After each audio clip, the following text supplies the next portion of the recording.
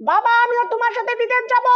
আচ্ছা কালা জাহাঙ্গীর, তোকে আমি নিয়ে যাব, তুই আগে দোকান থেকে একটা চিপস কিনে নিয়ে আয়। বাবা তুমি এখানেই দাঁড়াও, আমি যাবো আর আসবো।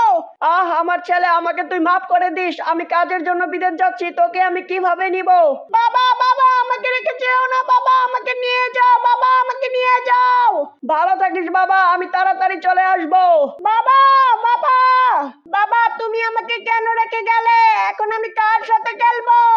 আমি আমার বাবার জন্য এখানে অপেক্ষা করব। এভাবে কালা জাহাঙ্গীর তার বাবার জন্য মাসের পর মাস অপেক্ষা করতে থাকে। তোমাকে খুব ভালোবাসি বাবা। 1 বছর পর অনেক দিন ধরে আমার ছেলেটাকে দেখি না, আমার ছেলের জন্য অনেকগুলো বিদেশি চকলেট নিয়ে এসেছি।